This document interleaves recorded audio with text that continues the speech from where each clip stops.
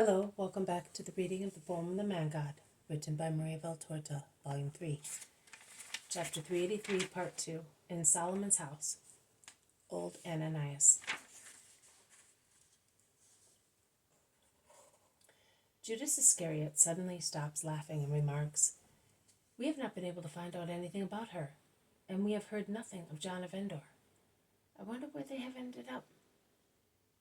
"In the right place, certainly," replies Peter.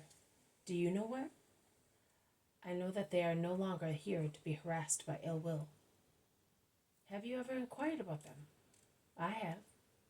"I have not. I am not interested in knowing where they are. I am quite satisfied thinking and praying that they may persevere in holiness." Thomas says, "Some rich Pharisees asked me about them. They are customers of my father." I replied that I do not know. "And are you not anxious to know?" "I am not, and that is the truth." "Listen, listen! The smoke is having effect. But let us go out, otherwise we shall be choking, too," says Peter, and the distraction puts an end to the discussion. Jesus is in the kitchen garden and is straightening the stems of legumes creeping on the ground, which have come up from seed fallen there. "Are you working as a kitchen gardener?" asked Philip, smiling. "Yes, it upsets me to see a plant creep uselessly, whereas it is destined to rise towards the sun and bear fruit." "A beautiful subject matter for a sermon, Master," remarks Bartholomew. "Yes, beautiful. But everything can be used as a subject when one knows how to meditate." "We will help you too. Come on, we will go down to the river and get some canes for the legumes." The younger disciples go away laughing, and the elder ones get busy weeding carefully. "Oh, one can see that it is a kitchen garden like that. There is no salad, but there are leeks, garlic, vegetables, fine herbs and legumes, and vegetable marrows. How many of them! The vine needs pruning and the fig tree wants to be cleared." "But Simon, we are not staying here," says Matthew. "But we shall come here often. He said so, and it will do us no harm to have a little order here. Look, there is also a jasmine, poor thing, under this cascade of marrows. If Porphyria saw this plant so dejected, she would weep over it, and she would talk to it as to a child. Of course, before she had margium, she used to talk to her flowers as if they were her children. Here you are. I have made room here. I removed the marrow because, oh, here are the boys with the canes, and, Master, there is work for you. He is blind." In fact, James, John, Andrew, and Thomas come in, laden with canes, and Thomas is almost carrying a poor old man, covered with rags. His eyes are white with cataracts. "Master, he was trying to find chicory on the banks and almost fell into the water.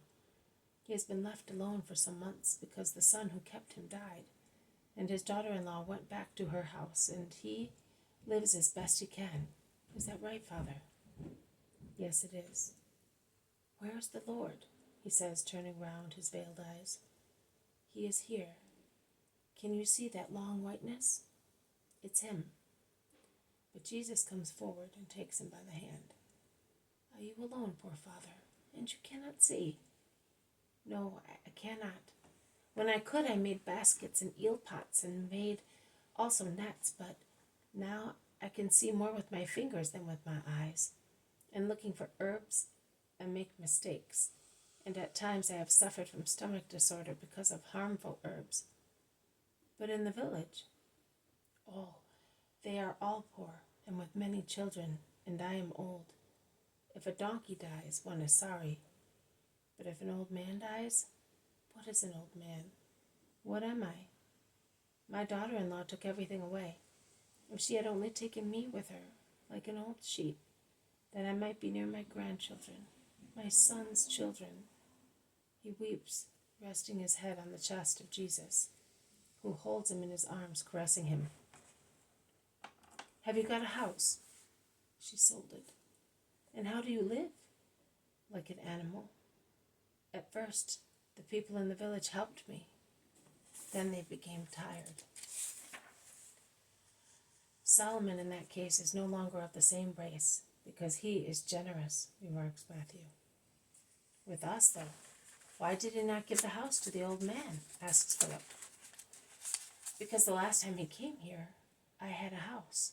Solomon is good, but for some time the people of the village have said that he is mad, and they no longer do what Solomon had taught them, says the old man. Would you be willing to stay with me? Oh, I would no longer regret my grandchildren. Even if you were to remain poor and blind, would you be happy just by serving me? Yes, a trembling yes, and yet so firm. All right, Father, listen. You cannot travel about as I do, and I cannot remain here. But we can love each other and do each other a good turn. You can? Yes, to me, but what can old Ananías do? You can take care of the house and of the kitchen garden, so that I may find them in good order when I come back. Do you like the idea? Yes, I do, but I am blind. The house, I will become accustomed to the walls, but the kitchen garden, how can I take care of it if I cannot tell one herb from another? Oh, how lovely it would be to serve you thus, Lord, and end my life thus. The old man is pressing his hands against his heart, dreaming of what is impossible. Jesus bends, smiling, and kisses his dimmed eyes.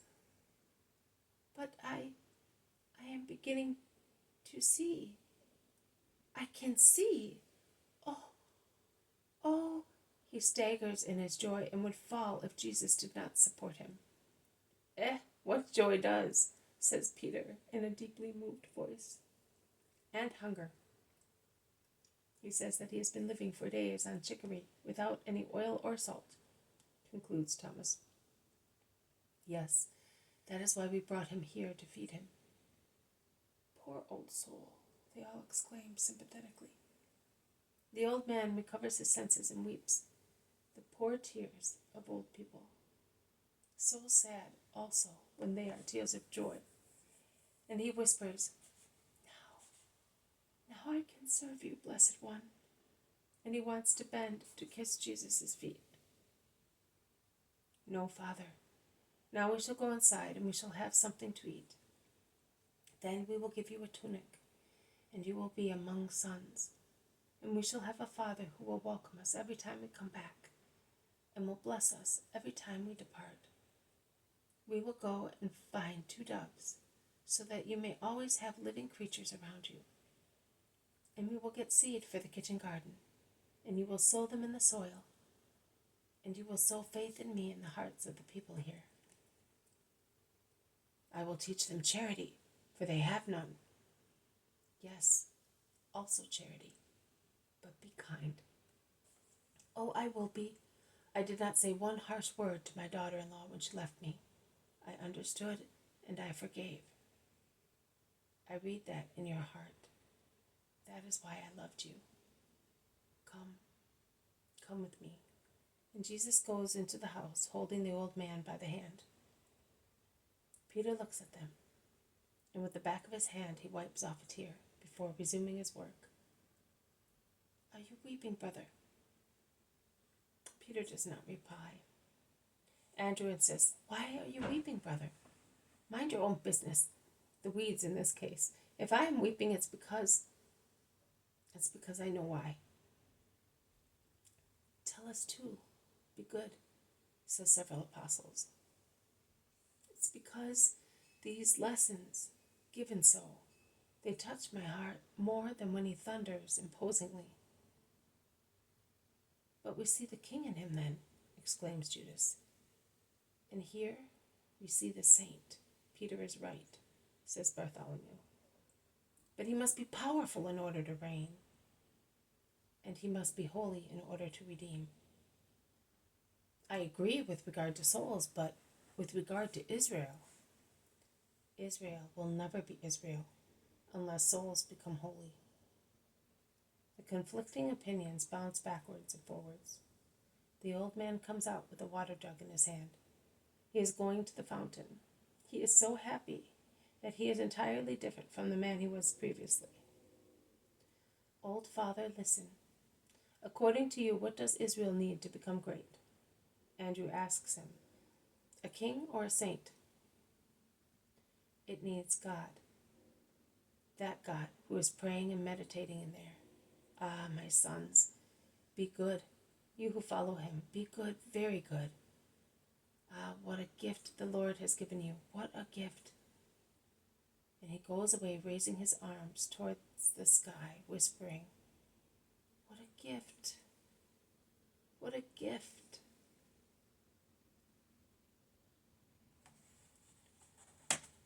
This has been a reading from the Poem of the Man God, written by Maria Valtorta.